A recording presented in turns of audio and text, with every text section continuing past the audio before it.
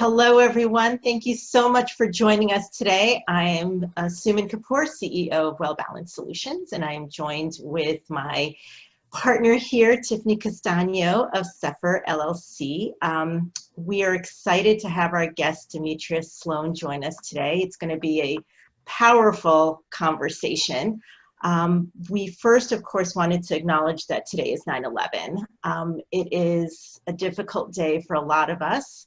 A lot of us have history with that, direct history with that day. I'm one of those people. I've lost friends in the Twin Towers. And so it's a difficult day for all of us. So I want us to be kind to each other.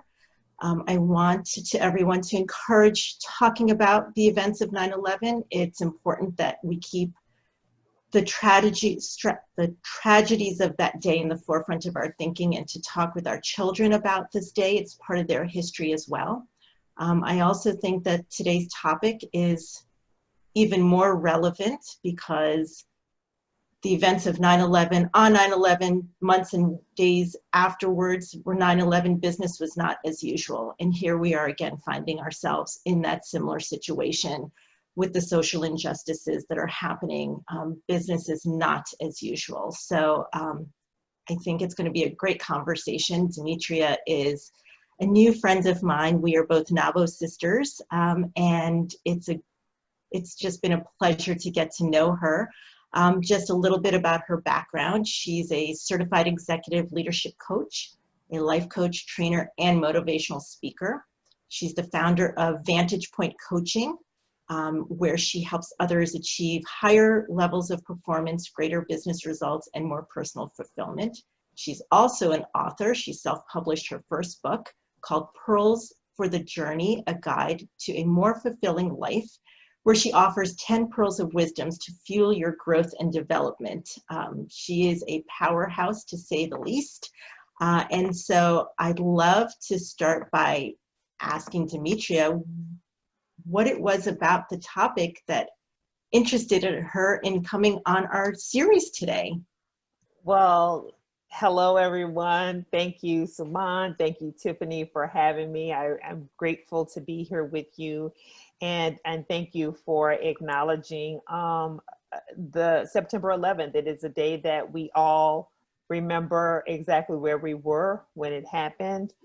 And it is, you know, I think it, like you said, it's an important marker for how we have to acknowledge, you know, these things in these moments in time in our history, right? And I think as we, you know, as we prepared for this and we talked about what this conversation was look like, I was prompted by an article that I read that really talked about, you know, African-American employees, Black employees in the workplace, how maintaining professionalism is a lot, especially at this time of so much death, so much tragedy, so much trauma, for lack of a better word. I mean, really, it's the trauma and the re-traumatization over and over again. How can you turn on the news and be traumatized watching videos of watching someone literally be slain and their life be taken in front of your eyes, and that not impact you physically, mentally, emotionally, and spiritually? And I think, you know, we have to acknowledge and say that business is not usual right now. I mean, we're in the middle of a global pandemic. Nothing has been usual about 2020, right? Mm-hmm. Although we still have these goals and deadlines and expectations, nothing in how we're going about doing our jobs every day is usual or normal. The same thing goes with the social unrest. Nothing about how we're going about doing our jobs is usual. We're literally watching people be slain before our eyes on it. You know, it's like, it's tragedy porn, for lack of a better term, you know, watching the news stories over and over again. And how can you not be impacted by that and just like, oh, okay, yep, so let's talk about our Q4 goals and what we're going to do. And it's like, are you kidding me right now? Right. So that was why I wanted to bring this conversation to your platform.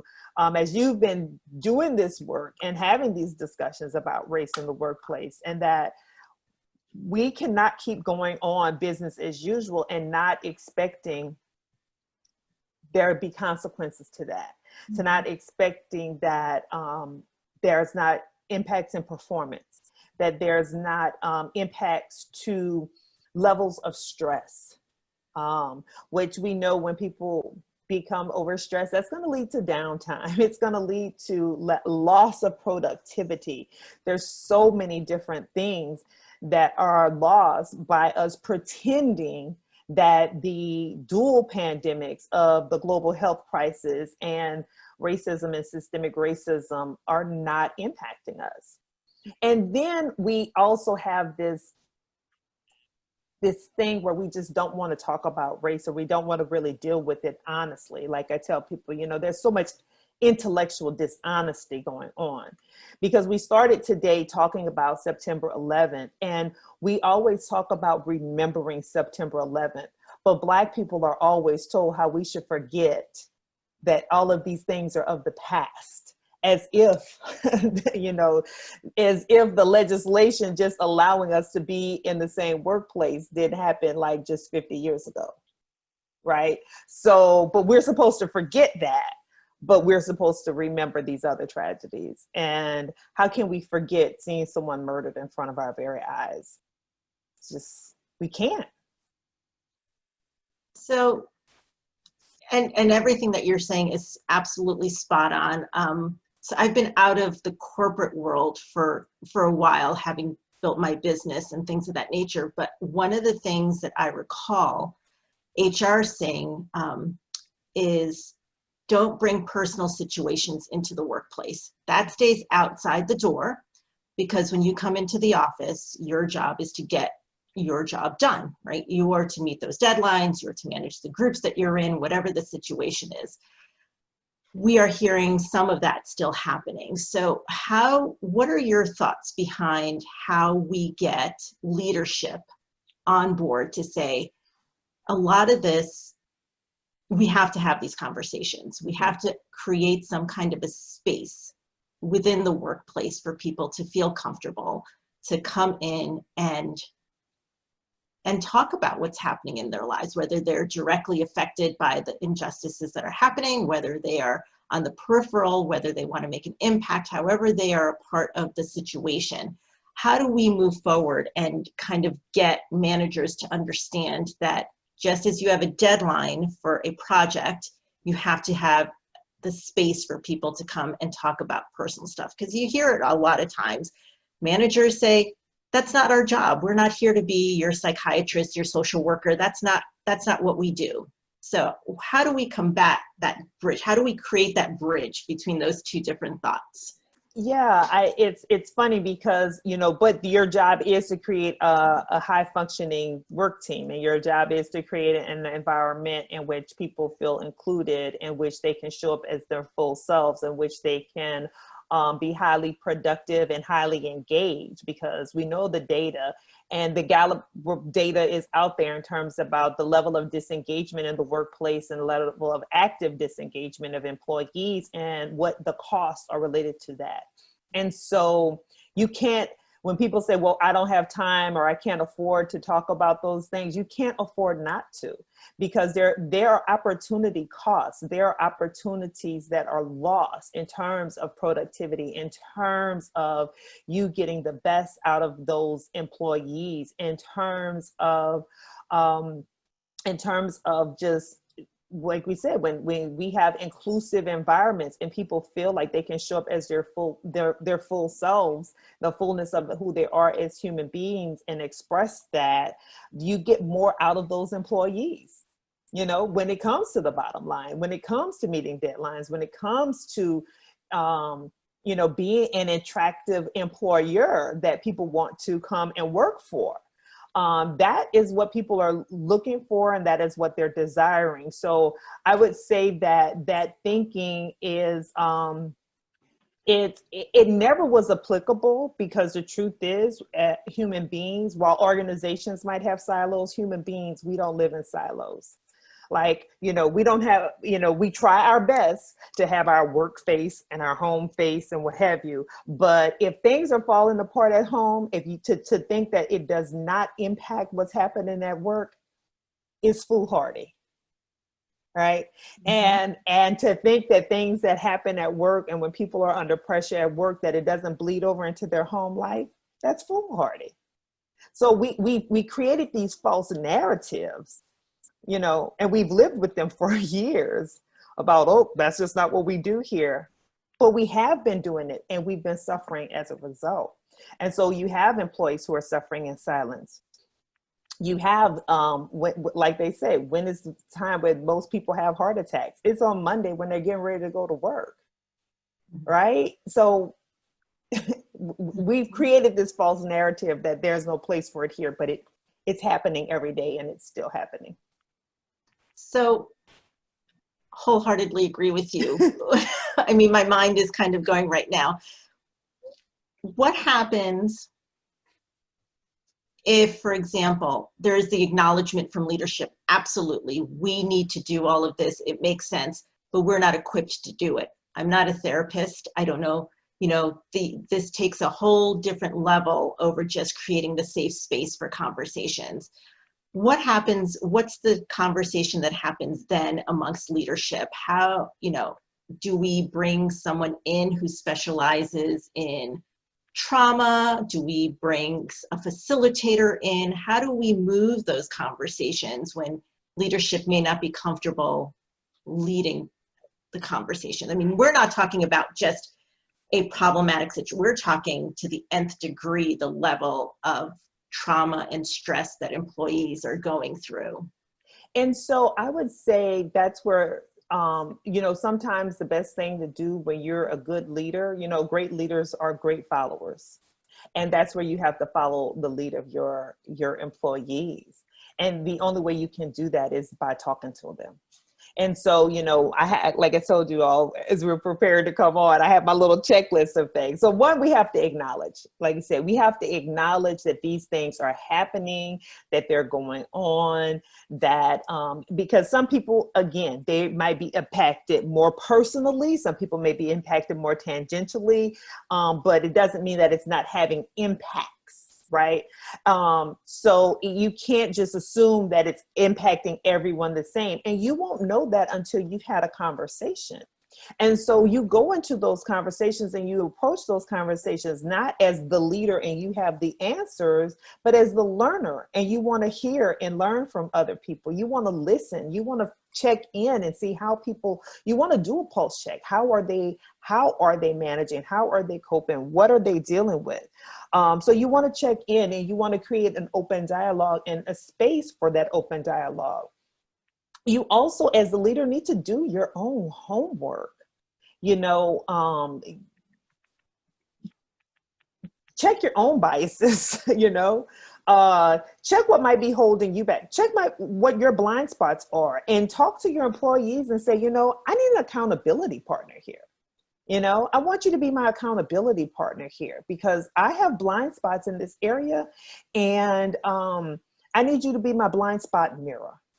And so those are the type of things. I think what happens, people think they want to come and fix things in the way that they've always fixed them. Well, this one is not going to, a spreadsheet's not going to work, and just applying a statistical analysis and whatever, that's not going to get it done. And so this requires human connection and heart connection. But the organizations that do it well, their employees will walk through a wall, walk through a fire building, a burning building, for that organization when they do it well. And I see in the comments here, someone talk about EAP programs.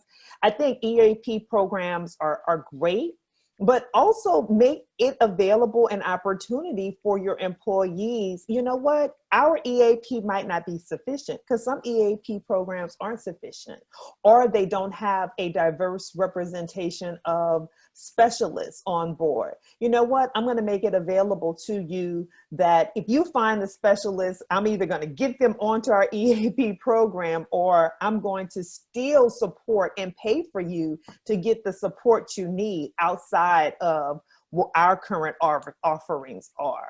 But you can't do that until you have a conversation. And I know personally people who have reached out to their EAP programs.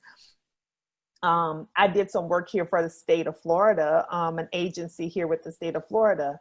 And one of the ladies called me, one of the leaders in the organization called me and said, you know, I have an employee. We had this situation. And you know, she asked me for something very specific and I can't help her, but I'm calling you because I figured you can find out. She asked me for a Black female therapist, and we don't have any available on our list. And she's like, I'm ashamed to say that, you know, but I want to be able to help her. So instead of me doing all the research, you know, we worked with you. I did some coaching stuff for them. We worked with, I know you probably know someone. And that's what I did. I provided her with a list of names of Black female therapists because that's what her employee needed. Mm-hmm. So, it goes back to a lot of the stuff that we've talked about where representation matters, right? And it's a lot of understanding that while people might be going through a similar situation, the culture, the background, so much of that impacts how we move through the situation. So, you know, finding someone who has that similar background, who can understand the culture, who can understand more on a personal level how you were experiencing and processing makes a huge difference. And so I think it's great that you were able to provide those resources, but even more so that that woman reached out to you to she acknowledged the fact that we don't have it. One, she acknowledged the fact they don't have a diverse EAP base, but two, that she even acknowledged the fact that a diverse base, it was needed, right? Rather than sending somebody to whoever was on there, a white professional. Yeah, and that's why business as usual is not usual, right? Because that's the normal response. Go to EAP, and then you're like, but this EAP is not meeting my needs. And so what good is it to have an EAP and have the services available if they don't meet the needs of the people who you are paying for them to serve? So yeah, I absolutely agree on all of that. And that requires not only as leaders, but HR people. And I see, not to call Daniele out here, but I see him in the crowd and some of my HR folks here. But it's so important that you be a resource. We sometimes as HR people are the anchor, and provided you have, just like the expectation of leadership, you created a culture of trust. Now, so many times people have come to me to tell me, you know, hey, I'm in a domestic abuse situation, or my lights just got turned off, or whatever. If you might be the only person that person has, they may not have someone at home. So when we talk about business being as usual, for leaders to just go on about their day, or HR people not to act with empathy, that's really a shame, because you don't know who you're leaving behind in the process. And so I just urge everyone to, like you said, Demetria, think outside the box, be creative. Don't be so worried about breaking the rules. You know, somebody asked in the chat, like, well, there's a lot of, or commented, there's a lot of stigma around, you know, being afraid and having kind of some of these conversations. So I think if people don't feel like there is an element of trust, they're not going to open up to you, and then they're not going to be that employer of choice. Your engagement is going to sink, turnover is high, all those things that we know to be factually true. So we have to do better. We have to do better because we know better. Absolutely.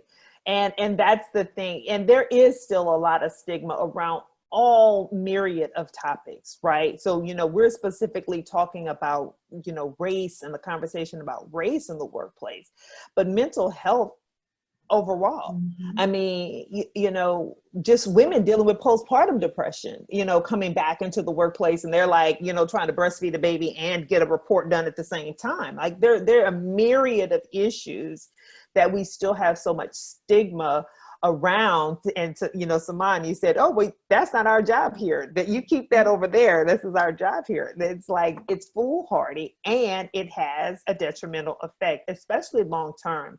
And we have a lot of people who are showing up every day. They're putting on a good face, but they're not adding any value because they've already checked out.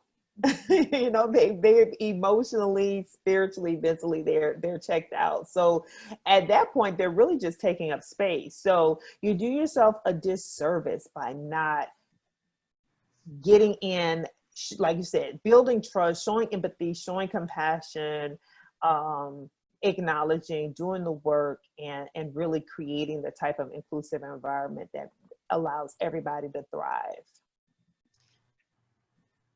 So one of the things that I know Tiffany and I have talked about in the past is, especially as women of color, if we put out there that we are in a moment of challenge, or we need extra support, or we might be upset, right? The stigma and the bias comes right back to bite us, right?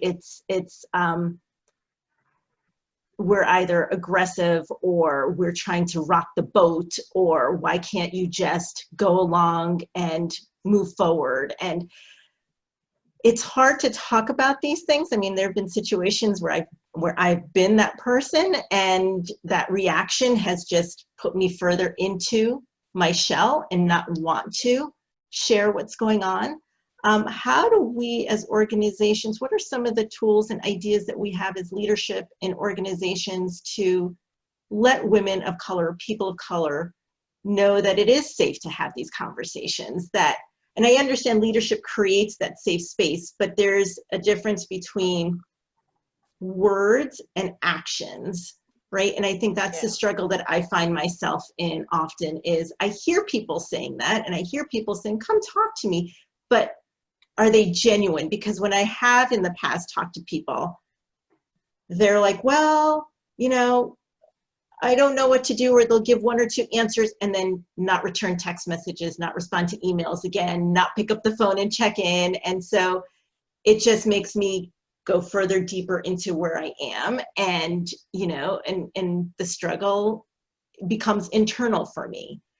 And so I'm curious what we can do in having these conversations where we, as brown people and Black people and women of color, say to our white counterparts, we need this extra level of support. You may not understand by heart what we are going through, but can you somehow find it? I don't know where I'm going with this question, so I'm just going to leave it there. So I'll say this: they need that extra level of support too, whether it's verbally acknowledged or not. We're all human beings. And you know, one of the articles that I shared with you all as we're preparing about this, about stop weaponizing my words and my experience, you know, because really it's a subtle form of racism. And you know, and so experiencing it as a woman, right? Oh, well, don't get upset. Don't show too much emotion. Don't do that. You know, we get all of that negative feedback loop, but we also perpetuate that negative feedback loop. So we have to stop it as well. Like we have to stop saying and repeating those messages. We have to stop saying and repeating those messages about how we're supposed to show up, because we feed into it. And so that would be one thing I would say for us, to stop doing that, because we have to allow other women and other women of color to show up in the fullness of their humanity. And what that means is they will be angry sometimes. They will be hurt sometimes. They'll be frustrated sometimes, you know, They'll be sad sometimes. They'll be happy, gleeful, and joyful as well. They'll be highly productive some days, and they may have days where they're not highly productive. That is being human, right? But especially with Black people, and I will speak because I'm a Black woman, when a Black woman shows her humanity, boy, it's weaponized. So then it's her temperament, or she's aggressive. Like we saw this recently with Kamala Harris. She's too ambitious. When did ambition become a negative? Mm-hmm. You know, when did someone being ambitious, being thoughtful, challenging another person become an issue? Like, we need to stop it and recognize our shared humanity and what that means. You know, human beings, there's a range of emotions that show up. And can we all just have those emotions and let them be what they are? Now, that doesn't mean that you don't hold me accountable if my conduct causes harm to someone else or causes you harm. You should absolutely hold me accountable to that. And we should be able to have that conversation about what that accountability looks like, but it then should not be weaponized and used against me to hold me back or prevent me from having opportunities to excel and move forward. You know, it is okay. Go ahead. I was going to say, one of the questions in the chat is, how do we stop? How do we stop? Mm-hmm. We have to check ourselves, right? You know, because we're human too. We're going to make mistakes. We're never going to be perfect at it, right? But we have to check ourselves. I know my sister and my friends, you know, we had this conversation, and we just were talking about, I think my husband and I were talking about this, even the messages as Black parents are about how, okay, you got to work twice as hard, you got to do this, you know, like this extra pressure we place on our children. It's like, you know, we were examining if this was a situation, a circumstance where he was reviewing a young man's resume for his friend, and he was, you know, really hard on him. And then he shared it with a colleague who happened to be a white woman, and she just thought it was wonderful. And he was like, wow, you know, like I'm feeding into, like, you got to, you know, just this level of just, you know, we have to just show up in such a different way, this level of exceptionalism, that we actually put these unfair expectations on each other. And so we have to stop that as Black people, as women, as women of color, because women do it to other women all the time as well. You know, we buy into patriarchy as well. And so then we treat other women with that vision and lens of patriarchy. And then we see that we have, you know, so few women in positions of leadership in organizations, and we wonder why. So, you know, as my good friend who does a lot of work in anti-racism work, she said it's always a race and conversation. So we're talking about race right now, but it also plays into the, you know, race and sexism, that intersectionality, you know, race and culture, class, and all these different things. There's all these intersectionalities that race so much plays a part in. So I just say we have to wake up. We have to look at ourselves and ask ourselves, you know, what am I doing to perpetuate this system, and try to break that system down. Yeah. And I felt that as a woman, as a person of color in the workplace, like, it's, oh, you're so negative, you're challenging. Why are you, somebody said to me, this was our VP of HR. So ask me where I'm supposed to go for my trust, who said, maybe instead of pushing back on this person, you should celebrate her and be happy because XYZ, whatever it was we were working on. And I was like, whoa, so now I'm being punished. And I said that to her. I said, I feel like I am being punished for asking a question and trying to understand what I'm supposed to do. But it's you know, I've been branded as negative. I've been held back. Well, you know, your attitude, you have an attitude. And it's like, okay, I'm not sure what that means. But then what happens, because this is how I internalize it, is I would shut down. I shut completely down. I put up walls of self-preservation. And then it's, well, you're not talking to the team. You're not being a team player. What exactly are we to do in this position? So you kind of get lost in this catch-22 where it's like, if I do this, then I'm going to get in trouble. If I do this, and you learn to just kind of retreat or assimilate. And that's not a healthy culture. No, absolutely not. It's a toxic culture, and it is, and we're paying the price for it. I mean, we can see it in organizations all around us. We're paying the price for that level of toxicity. And so again, like the subject today, you know, business as usual is not usual. All of the usual, the things that got us here are not going to be the things that get us to the next level. They're not going to be the things that get us to the next phase. They're not going to be the things that really help us get further into this 21st century. They're not going to be the things that meet the needs of the Gen Z who is in the workplace right now. They're not. So this business as usual, we need to throw out the playbook and we need to start over. You know, we need to just throw out and start over, and we can do it. And we start by doing it one conversation at a time. We start by really reestablishing trust. And I know somebody asked a question earlier. They're like, you know, how do you do this when you don't have like an EA, you know, you work for a little small organization or what have you. That's where the conversations are so very important. And the check-ins are so very important in creating the type of culture that you want, because each individual has a role to play in shaping the culture. And so if you want an open culture, if you want an inclusive culture, if you want a culture in which people can thrive and be fully authentic and show up as themselves, you have an opportunity to start doing that. And it starts with, you know, one person at a time and one culture at a time. And so again, acknowledge the things that are happening around you. Don't bury your head in the sand. Don't ignore them, because just because we ignore something doesn't mean it doesn't exist. It's like if I did an X-ray and they say, okay, you have a tumor. Okay, I'm just going to ignore it. Guess what? The tumor is going to continue to be there and it's going to continue to grow. So if I don't do something about it, it's just going to get larger until it ultimately kills me, right? So I have to do something about it.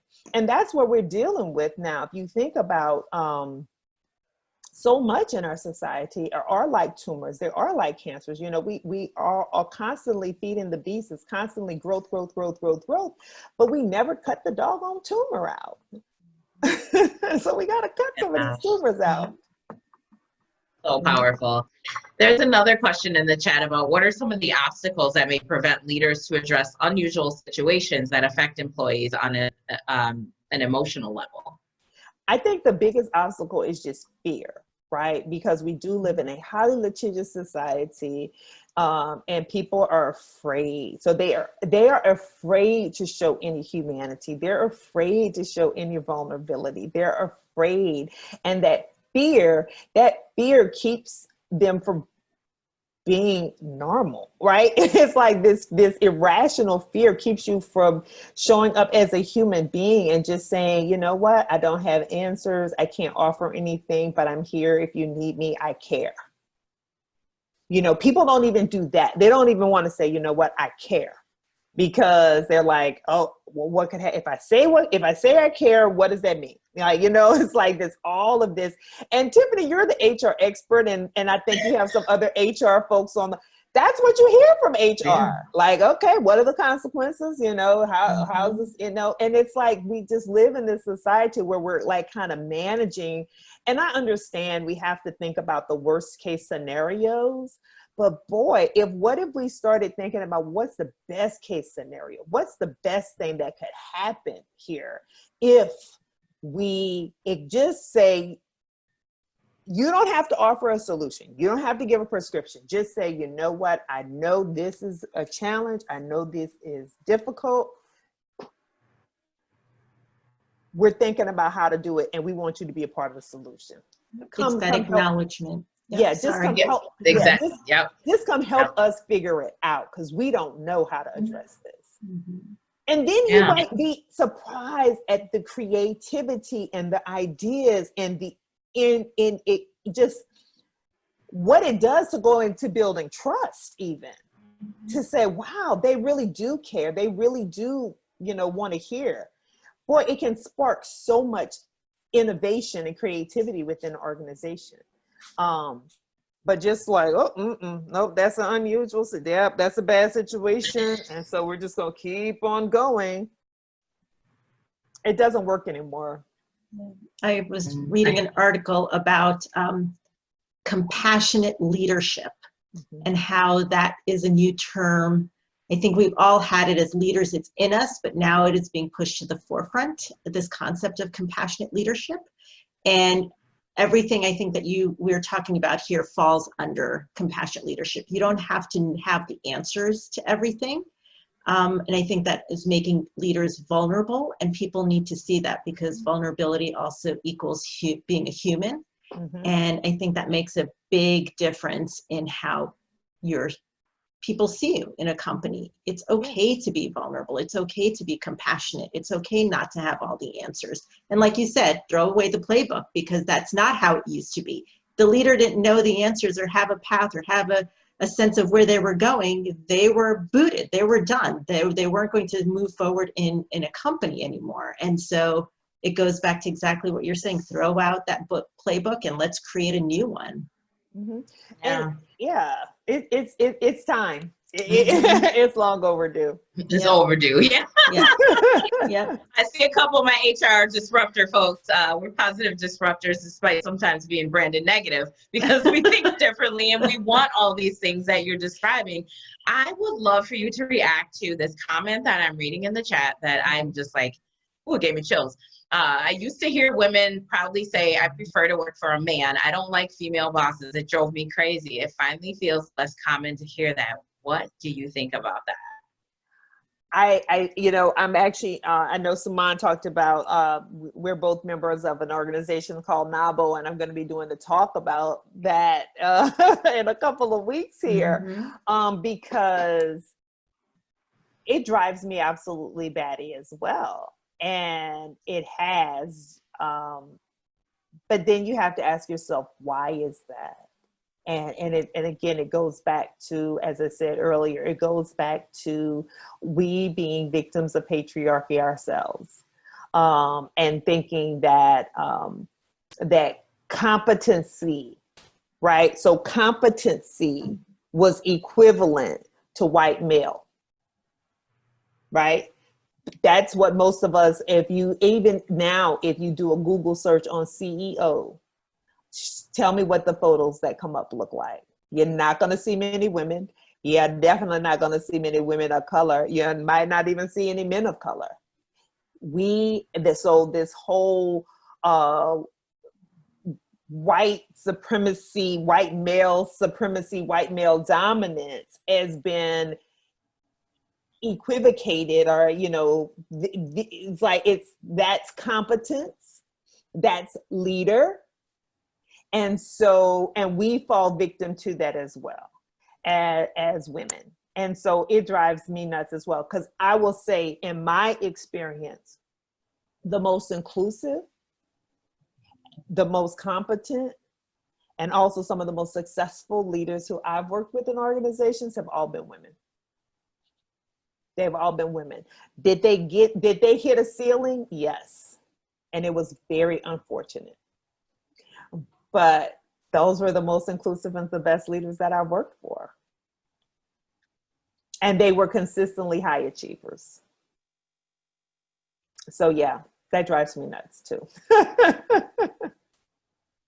and we have to you talked about the whole negative. We have to get away from those terms, because when did asking a question become negative? When did asking a question become disagreement? You know, as a society, the whole intellectual curiosity, like we have just lost our appetite for intellectual curiosity, dialogue, and debate.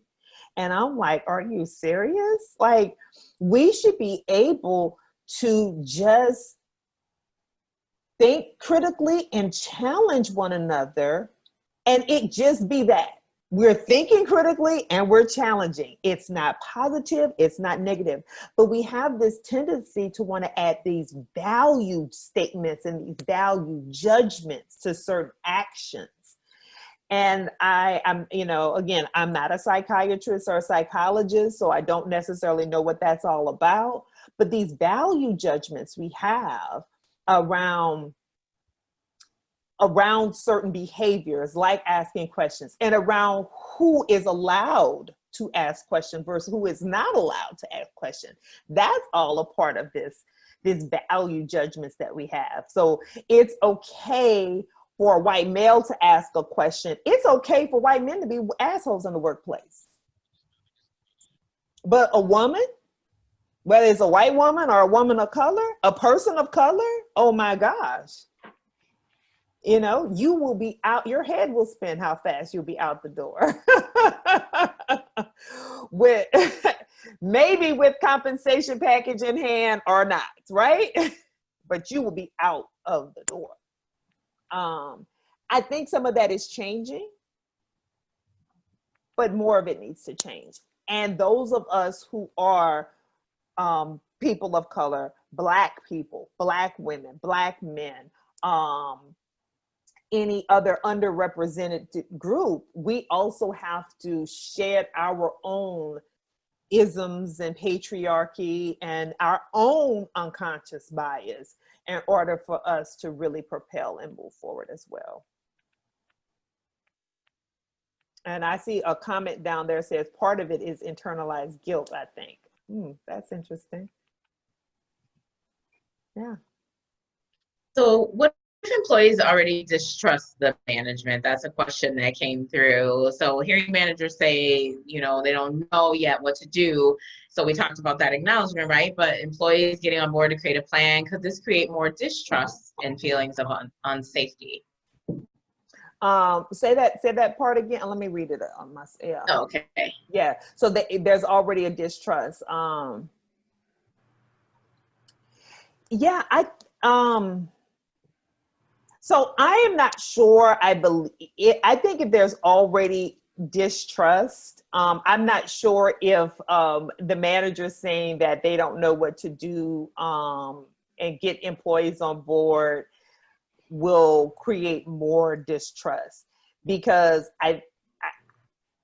I'm of the mindset that employees probably like, it's about time they say they don't know what they don't know what they're doing. And they do. You know, I mean, that's been my experience. Like, we know you don't know what to do. We know you like are horrible. Like, we've been waiting to like be able to like help you, you know, help us help you kind of situation. That's been my experience. But I think it's okay to have a healthy dose of skepticism, because you talked about you know, words versus deeds earlier, Tiffany, in one of the examples you like, you know, words and actions. So you want to see alignment with words and actions. And when there is not alignment in words and actions, certainly there is a high level of distrust. But we also have to give people the benefit of the doubt when they make the attempt. Like, we have to, if they try, we have to meet them halfway or find that common ground and meet them and say, okay, we're going to work with you because we see you're showing efforts and you're trying. You still might be bumbling it up, but you are making efforts. But when there's complete disalignment or a complete disconnect with the actions versus what the words that are being shared, then we are most definitely, we most definitely, you know, we operate accordingly. And hey, we might get to a point where we have to seek excellence elsewhere. You know, I mean, there's only, for me personally, there's only so much you can take before you have a break. And if you don't want to be mentally and emotionally broken, sometimes it's like, you know what, this is not going to be the place for me. I have to move on. If you see no glimpses of moving, making significant or measurable progress, sometimes you just have to, like, you know what, this might not be the place. You know, I can only fight this good fight so long, right? And that's okay too. So here's a great question here. Mm-hmm. It says, Demetria, can you provide some of the characteristics that inclusive female leaders usually have? I think that maybe most of the men leaders are actually bosses and not leaders. Yeah, that, whew, boy, that says a mouthful right there. Yes, I actually did a workshop I think it was last week, on like management versus leadership, right? Because you manage things, you lead people. And there are people who are great bosses, they're task managers, but they are not leaders of people. And leaders, definitely, it's not about position or title, but in the simplest terms, I say, you know, how do you know you're a leader is if you turn around and see people behind you. Like, because if you turn around and nobody's behind you, you're not a leader. You just have a title and a position. And we have a lot of people in titles and positions. So for me, the inclusive female leaders that I had, we talked about that, checking in. So there was a connection. So they connected on more than, did we get to the work and the business? Absolutely. But they checked in with me as a person first. You know, they checked in with me as it related to being a working mother, because they too were working mothers, and that level of challenges that brought in as women leaders. They were, and I don't know, they were more willing to take risks. You know, we were talking about throwing out the playbook. The women leaders who I worked with, they were more willing to, like, you know what, this sounds good. You made a good business case. Let's try it. If it works, let's go for it. If it doesn't work, you know, we'll kind of manage the fallout from there. But they were very much risk takers, and they were willing to also be creative and strategize and creative problem solvers. And so those are just like a few of the characteristics of the inclusive female leaders that I worked for. And that's a great question, because so I do a talk on feminine energy and negotiation. So I think a lot of what's happened in corporate America is that women are forced to get rid of their feminine energy, nurturing, compassion, caring, in order to climb that ladder. And what needs to happen is people need to understand that those are strengths and not weaknesses. Being emotional is not a weakness. I think we've pulled out so much of emotion out of corporate world and out of life that we are now where we are, right? If we were to think as nurturers and as compassionate leaders and as people who are empathetic, all of those are strengths. They're not weaknesses. Mm-hmm. And we need to get back to that. So male, female, whatever it is, that's what needs to now move forward, in my opinion, for leadership to be successful. Absolutely. And I see someone may made a comment here. I think there are also a lot of female leaders who feel they need to adopt the boss mentality to get ahead. I absolutely, yeah, it's not just think that, it's we've witnessed it, right? We've got to witness it and experienced it. They take on these male characteristics because those are the things that are rewarded in the behavior that is rewarded. But I've also seen those same women suffering in silence. You know, so if you catch them in a moment alone, and some of you who are HR professionals, you probably caught them in a moment of vulnerability, and they are struggling because they're not even, you know, being inclusive or being able to show up fully authentic, and it's hurting them. There's a cost, and we see it. So I think that hopefully as a culture, we're, as a society, we're getting the shift. And I know we're kind of way off our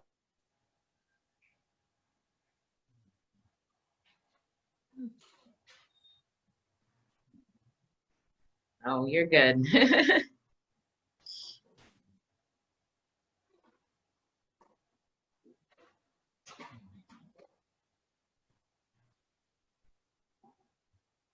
a great leader look like? Those characteristics. What does that awesome boss look like? The characteristics. And those are the things that we need to be looking for and lauding and pumping up. And so while you said that we were off topic, I actually think it actually might be spot on topic, right? Because it's not business as usual. And this is what business needs to now look like. We need to all start to look at it from this point of view and from this lens, not from the old lens of that male boss characteristic. These are part of the things I think that will, the conversation we're having now, that will create that new playbook going forward. Yeah. Yeah. I look at Tom's comment here. It says the difficulty in maintaining that feminine energy in the leadership position is maintaining an awareness of when someone is trying to take advantage of you.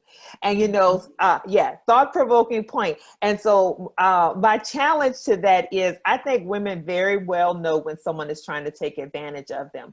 It's oftentimes we've been conditioned to allow people to take advantage of us because that's our role as women. And so, I really, really, really, really believe that women, they have, they talk about that intuition and that sixth sense. And if you are a mother and have had children, you definitely have spidey senses that go off all the time. Women know it very well, but we have been penalized also, as we talked about earlier, when we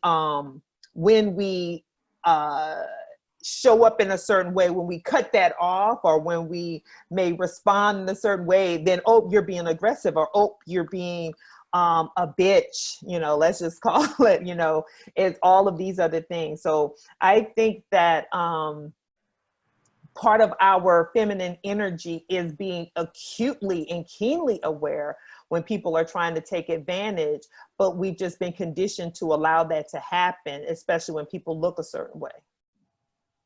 Yeah, someone mentioned retaliation. That's a huge fear. And even HR people aren't immune from that.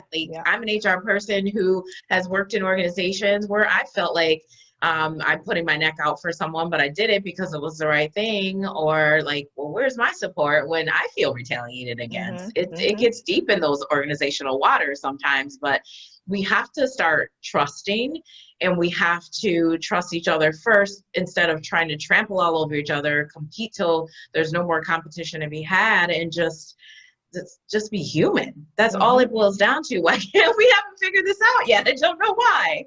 Right. Yeah, and I see some of the comments coming in. Yeah, these stereotypes, these gender roles, they are pervasive. So we talked about race, and because this is about conversations about race in the workplace, right? So we have the race conversation, we have the gender, we have the identity, sexuality, all of these race and conversations that we're having, and these stereotypes, it is pervasive. And so yes.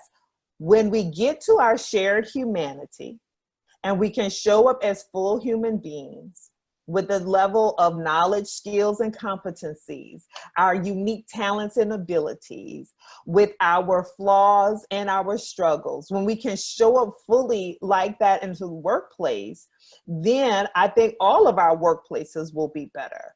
And that's what I hope we're striving towards. It's to be able to get there. Because you're right. So, a male leader that shows compassion, he can also be penalized for being weak.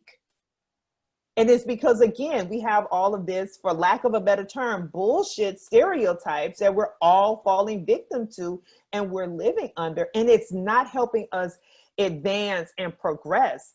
And in some ways, regress, and in many ways, regress.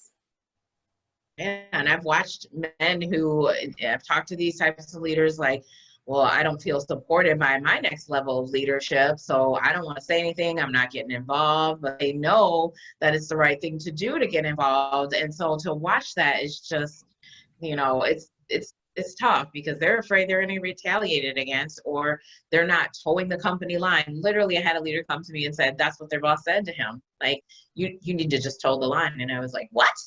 Yeah. And you're like, this is what still is happening? And you're this like, was what is recent. the line? And you're like, what is the line? Where is the line? Why do we have a line? Why right. is there a line? Like, can we throw the dang playbook out? Or can, why don't we erase the line and draw a new line? Because the line should look differently. And how did you become the arbiter and the holder of what the line is that all the rest of us must follow? Right? Because sometimes I wonder, I had a conversation with a client the other day. We were talking about those unwritten rules. And it's like, where's that book? Where's that book? Right? So I just think that we have such great opportunity right now. And so many people are having these type of conversations that you all so bravely decided to open up and have a discourse with your circle. And these conversations, we have to continue to have them because that continues to push that line. It continues to, smudge the boundaries and kind of just keep pushing things forward. And as I say all the time, pressure busts pipes, but pressure also creates diamonds.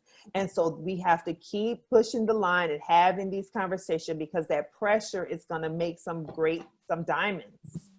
And we could use a few more diamonds in our life. Yes, that's my birthstone, and I love a good diamond.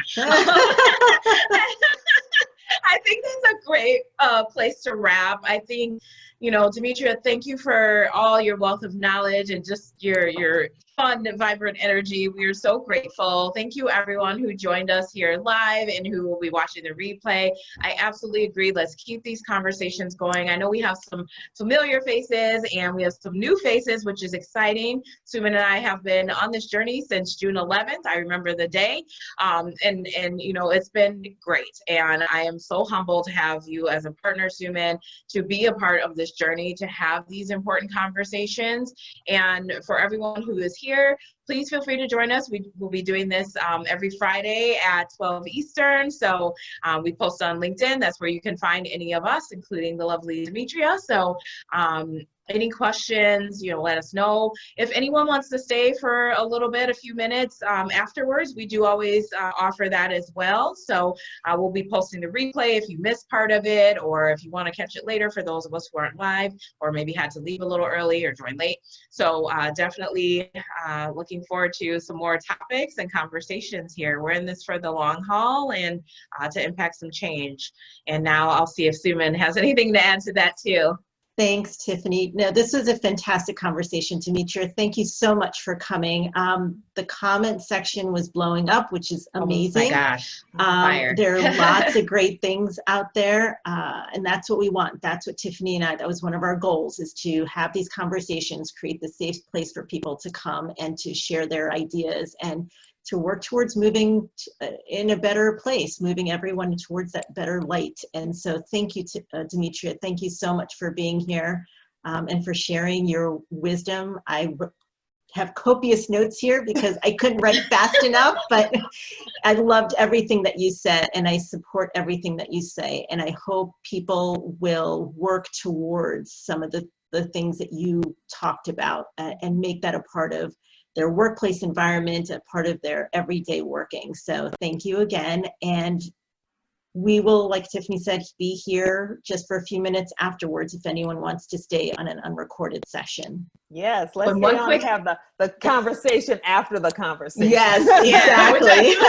Don't, but wait, let's not have the meeting before the meeting. But in this is a safe space. That's another thing we added. And one thing I did forget just quickly before we end is that we do every month now have the last Friday of every month will be unrecorded. So we are recording for the replay. I've shared that. If you ever don't feel comfortable to be on camera, some people, don't feel forced to be on video. That's not a requirement here.